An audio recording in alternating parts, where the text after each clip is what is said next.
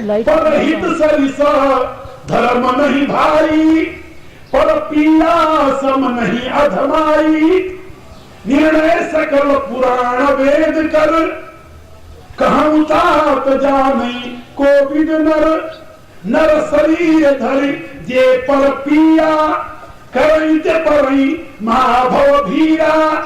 का ये जो दूसरे को पीड़ा पहुंचाना है, इससे बड़ा और कोई पाप नहीं हो सकता। अब इस समय कैकेयी जो कहने जा रही है, इससे अधिक पीड़ा प्रदबाद भरत के लिए कुछ नहीं हो सकती। इसलिए वहां पापी नहीं बोली, पापी का भरत को दुख पहुंचाएगी। भरत तो श्रवण मन सूल सम, एक तो श्रवण सूल है, दूसरा मन सूल है। पहले श्रवण सूल है, फिर दूसरा मन सूल है। और यदि कान को पीड़ा हो तो आदमी सह लेता है, कुछ कर भी देता है, रो भी लेता है। लेकिन यदि मन में धक्का लग जाए तो आदमी तो अक्का बक्का रह जाता, बोल ही नहीं पाता, कुछ नहीं बोल पाता, मौन हो जाता है। भरत की यही गति होती है। तो वहां पर कैकेयी क्या कहती जानते हो? तात बात में सकल संवारी। हे मेरे पुत्र, हमने सारी बात संवार ली, सारा काम हमने बना लिया था। और अकेले नहीं, भई मंथरा सहाय विचारी। ये विचारी मंथरा ने मेरी बड़ी सहायता की। हाँ, हमने सारी बात बना ली, लेकिन कछुक बात विधि बीच बिगाड़े। रोड़ा तो विधाता ने डाल दिया बीच में। कछुक बात विधि बीच बिगाड़े। क्या बिगाड़ दिया विधाता ने? कहा भूपति सुरपति पूर्व पर उधारे। राजा अपने मित्र के घर चले गए। सुरपति उसके मित्र थे। सुरपति बसई बाहुबल जाके, राजा अपने मित्र के घर चले गए। ये विधाता ने बीच में रोड़ा अटका दिया, बिगाड़ दिया। बाकी मैंने तो सारी बात संभाली थी। यानी बनाओ मैंने बनाया और बिगाड़ा तो भगवान ने बिगाड़ा। ये अज्ञानी का लक्षण है। ऐसे व्यक्ति को अज्ञानी, और अज्ञानी को ही पापी कहते हैं। पाप माने जानते क्या होता है? पाप शब्द का अर्थ होता है, पाप शब्द का अर्थ होता है रक्षा। पाप माने रक्षा, रक्षा करने वाला। इसलिए पति पिता आदि शब्द जो बनते हैं इसी पा धातु से बनते हैं, जिसका रक्षण होता है। और आगे जो आप शब्द है वह है उसका अभाव, यानी जिसका कोई रक्षक न हो,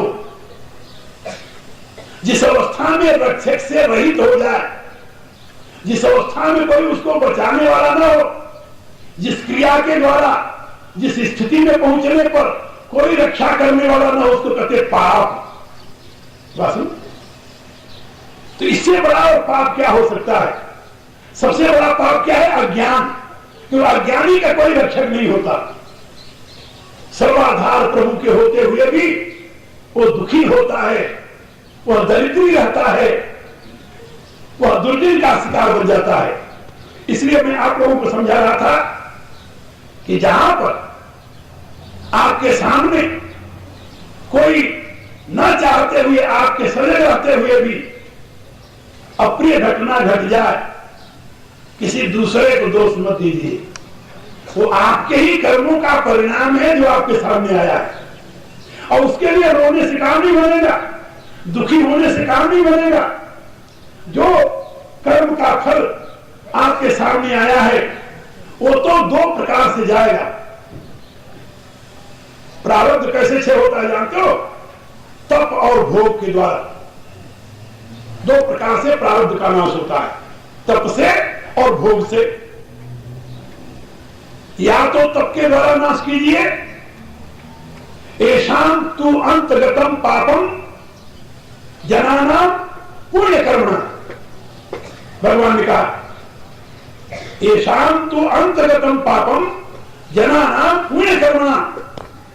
पुण्य कर्मणा, पुण्य कर्मों के द्वारा, तप के द्वारा, साधन के द्वारा पाप का नाश होता है, बुरे परिणामों का नाश होता है, क्षय होता है।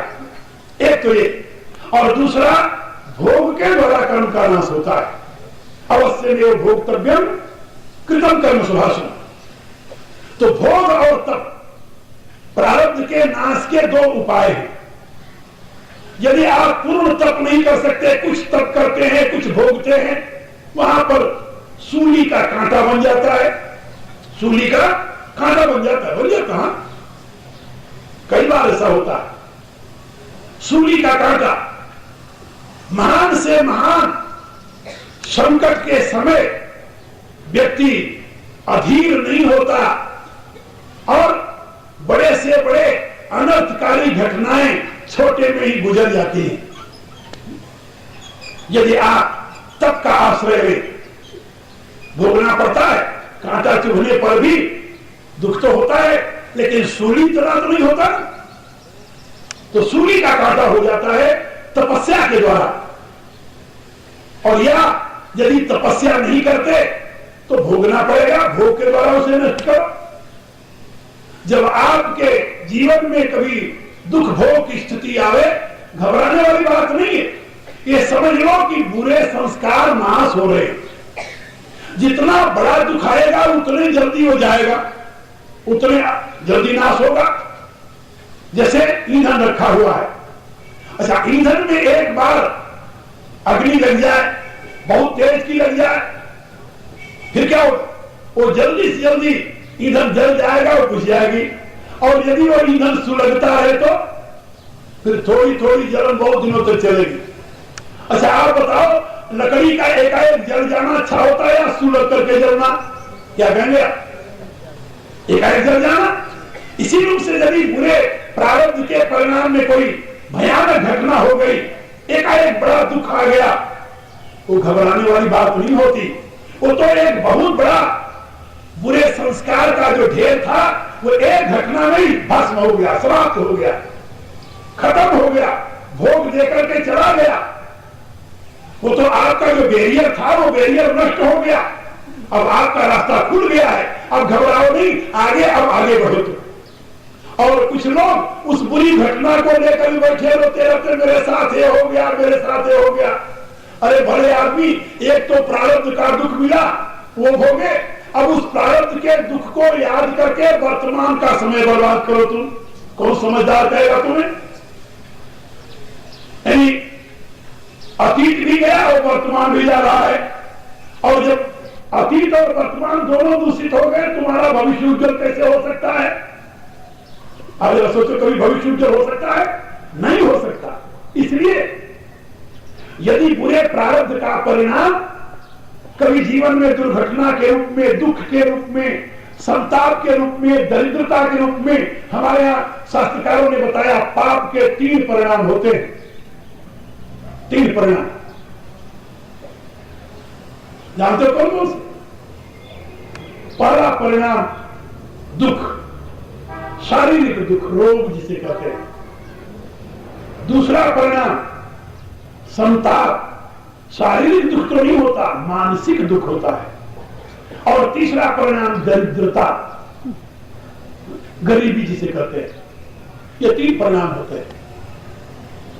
मैंने अपने किसी पुस्तक में लिखा है इस विषय में, विशेष रूप से विवेचना की।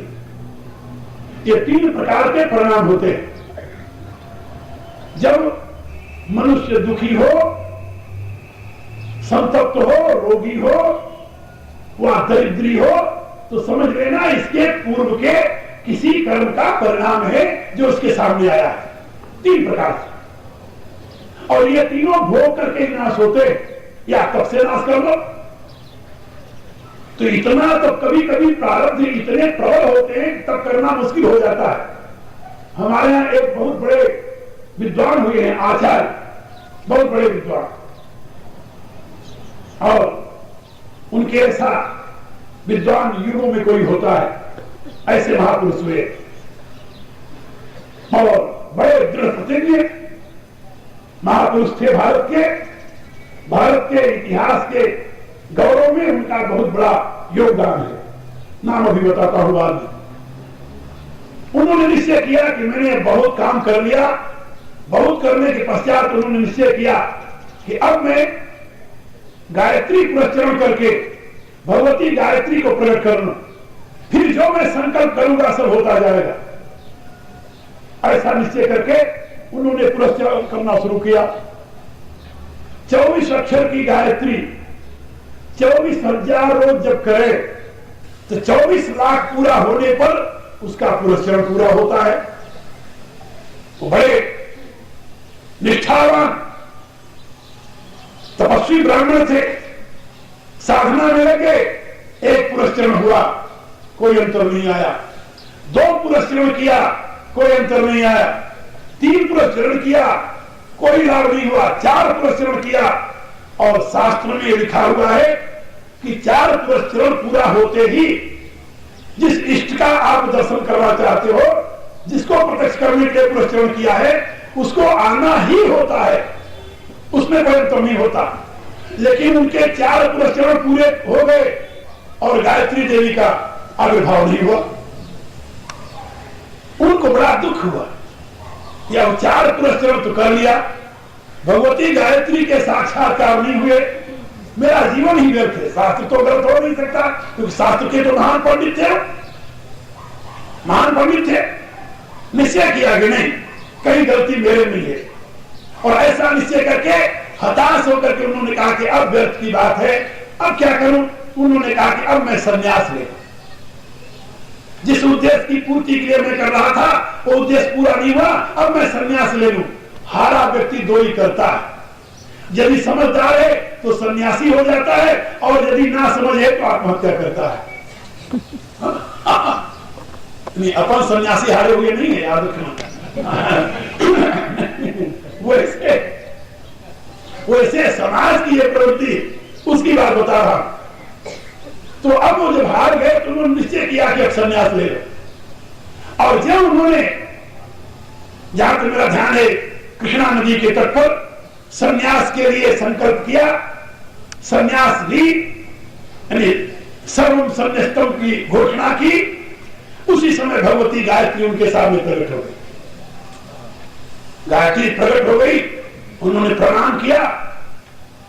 गायत्री ने कहा, परम पुरुष, अरे कहा जब परम पुरुष के लिए तैयार थे तब तो तू आई नहीं, अब तो मैं सर्वम संन्यस्तम कर चुका हूं, तो मैं सन्यासी हो गया, मुझे वर नहीं चाहिए, अब नहीं चाहिए तुम्हें कुछ।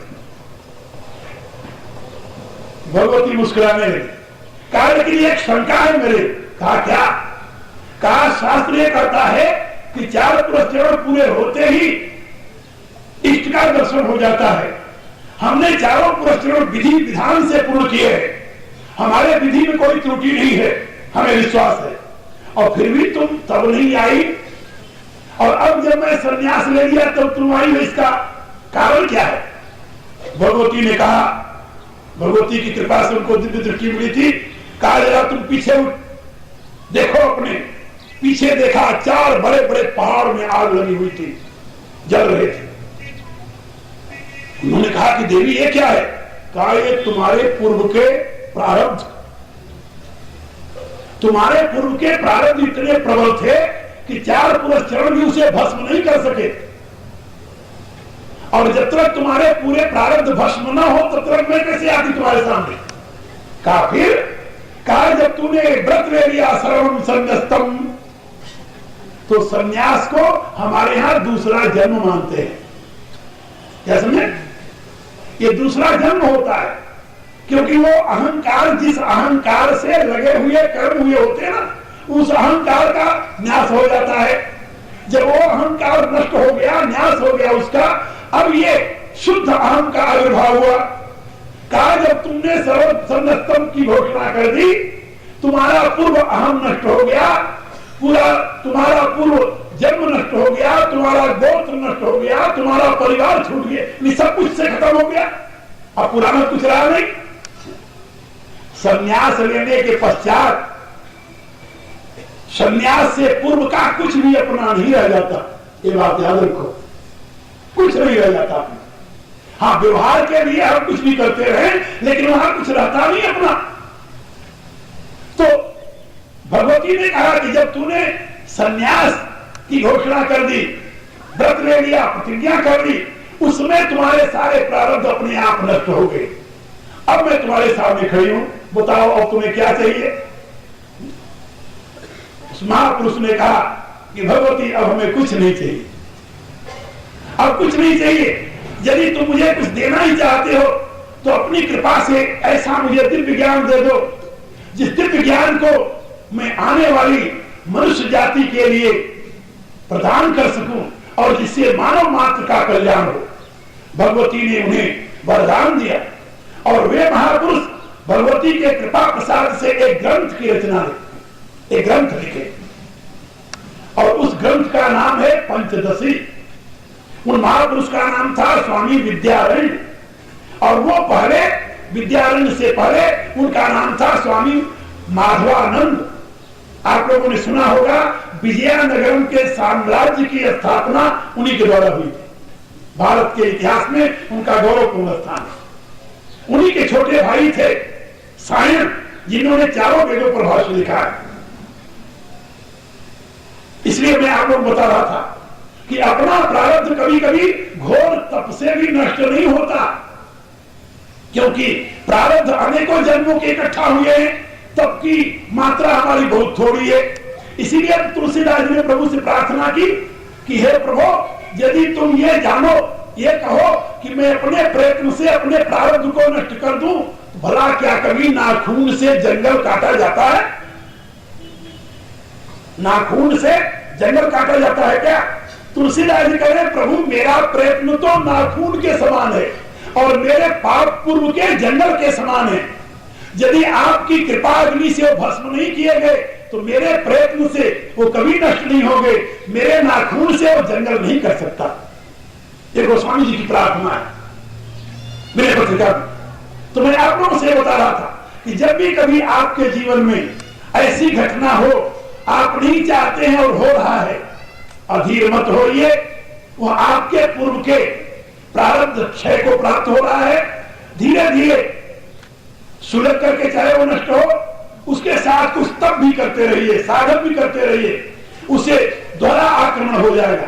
कुछ भोग के द्वारा नाश हो रहा है, कुछ तप के द्वारा नाश कर लोगे। थोड़े दिनों में आप निर्दोष हो जाओगे, निर्द्वंद हो जाओगे, निश्चित हो जाओगे और विशुद्ध होकर के प्रभु कृपा के भाजन बन जाओगे। वो अधीर होने वाली अवस्था नहीं है, बल्कि वो धैर्य धारण करने वाली अवस्था है। लेकिन ये ज्ञान कहां से मिलेगा? सत्संग से, सदगुरु से, सदशास्त्र से। ये बात समझे? बिना उसके ये ज्ञान नहीं मिलने वाला, बिना उसके जीवन में स्थिरता नहीं आने वाली। इसलिए हमेशा शास्त्रकारों ने कहा कि सदगुरु के पास जाकर के सद ज्ञान का आश्रय लो, सदशास्त्र का अध्ययन करके सद ज्ञान को ग्रहण करो और फिर सन्मार्ग पर चलो। उससे तुम्हारा जीवन उन्नत हो जाएगा, उत्तम हो जाएगा, पवित्र हो जाएगा। इससे बढ़िया और कोई रास्ता नहीं है, नहीं है ना? हाँ, अब समय पूरा हो गया और इससे बढ़िया रास्ता नहीं है। अब दोनों एक साथ मिल गए, समय भी पूरा हो गया, बढ़िया रास्ता भी बता दिए। अब दोनों के एक करके मेरे साथ प्रार्थना करो। सायंकाल को फिर अपन चर्चा करेंगे, फिर आप लोगों को कुछ बातें बताएंगे। कल मैंने शाम को कहा था कि कल मैं आप लोगों को धर्म और राजनीति की बातें बताऊंगा। हमारे शिष्य लोग सब कहने लगे कि जनता को राजनीति से क्या लेना देना है, आप उनको जीवन की बात बताइए। मैं जो राजनीति की चर्चा करने जा रहा था वो आज की राजनीति की नहीं, ना, इससे मेरा कोई मतलब नहीं। हमारे राजनीति का विषय अलग है। यानी इस समय समाज में दो प्रकार की प्रवृत्तियां हैं जिसको देखकर हमें दुख होता है।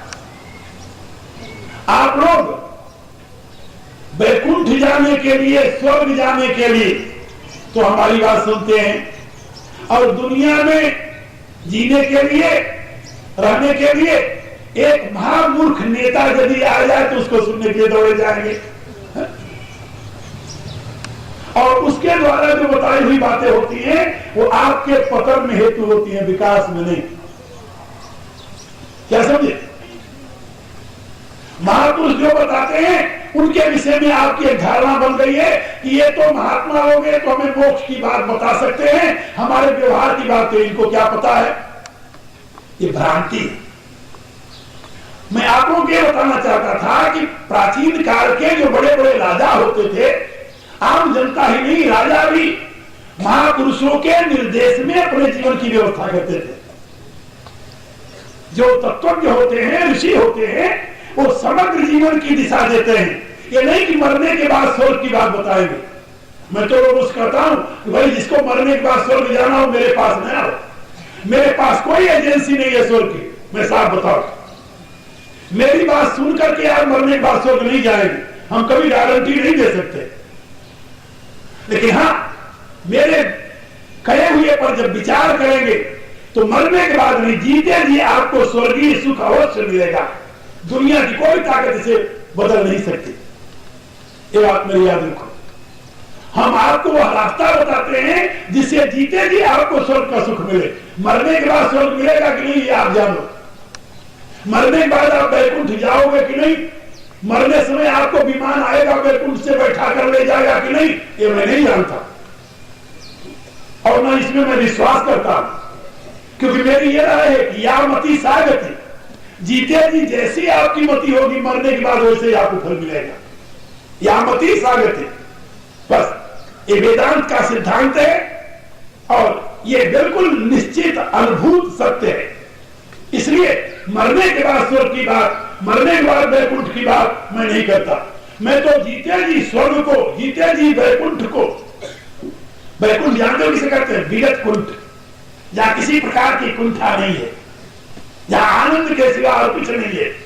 ऐसा जीवन आप जीते जी प्राप्त कर सकते हो, मरने के बाद नहीं। तुलसीदास जी ने लिखा है अपनी रामायण में, सुर दुर्लभ सुख कर जग माही और अंत काल रघुपति पुर जाही। देवताओं को जो दुर्लभ है वो सुख इसी जीवन में भोगोगे और शरीर छोड़ने के पश्चात सीधा भगवान के श्री साकेत बिहारी के लोग में चले जाओ। आनंद के सिवा कुछ नहीं होगा।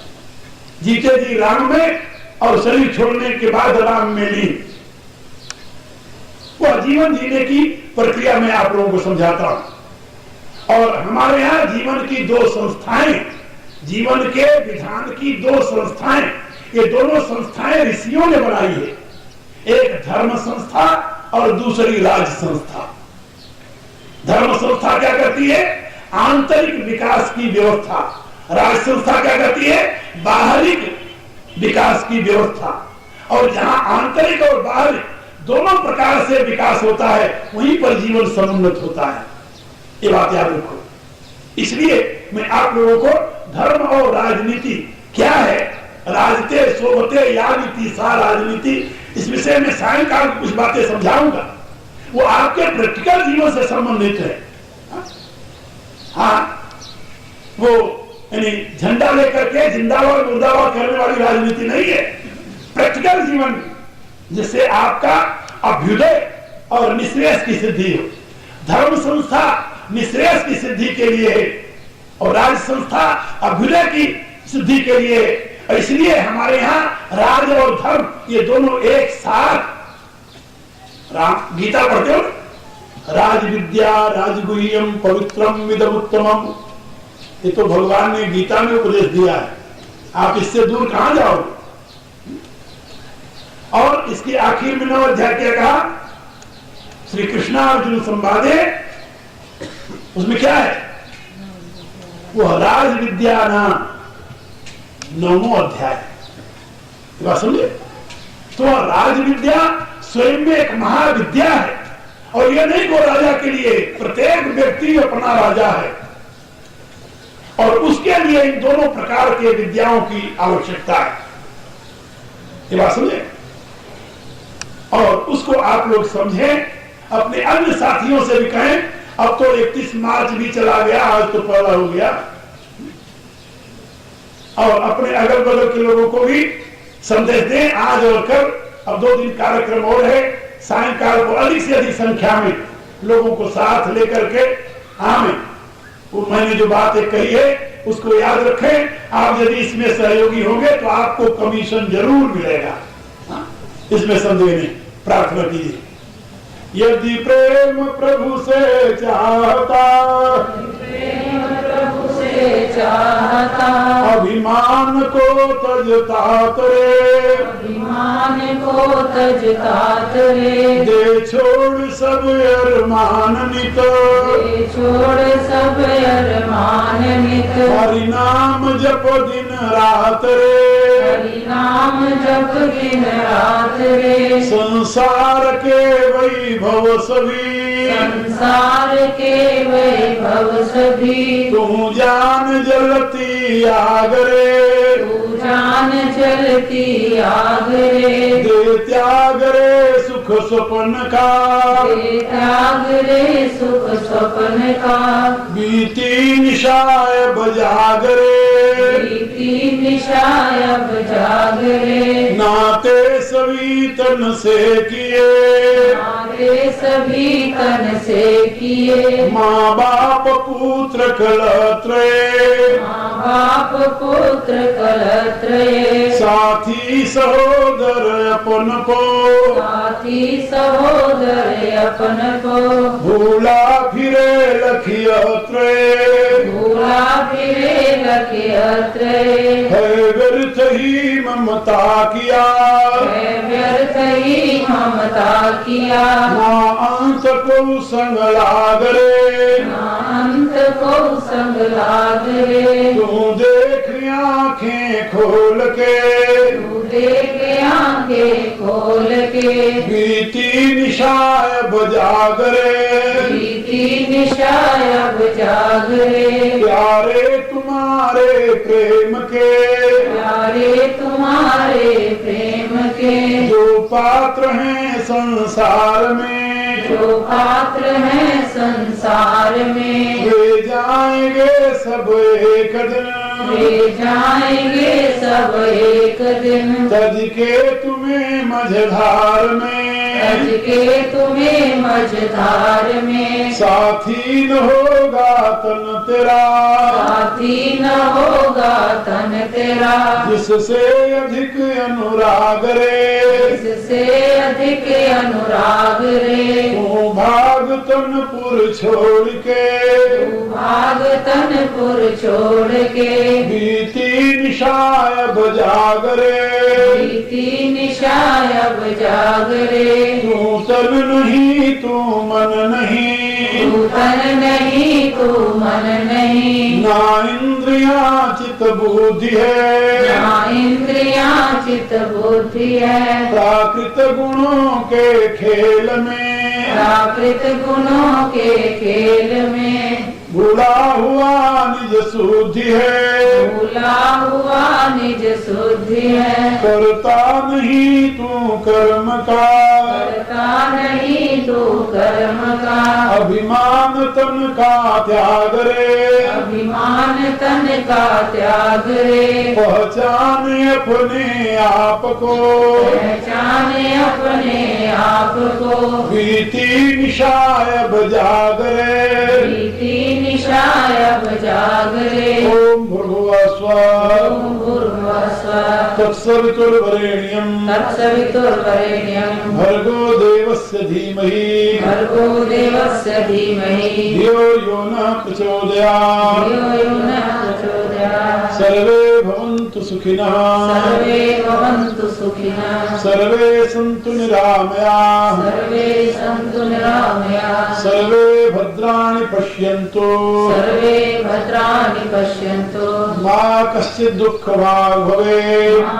कश्चित् दुःखभाग् भवेत्। ओम पूर्णमदः ॐ पूर्णमदः पूर्णमिदं पूर्णमिदं पूर्णात् पूर्णमुदच्यते, पूर्णात् पूर्णमुदच्यते, पूर्णस्य पूर्णमादाय पूर्णस्य पूर्णमादाय पूर्णमेवावशिष्यते।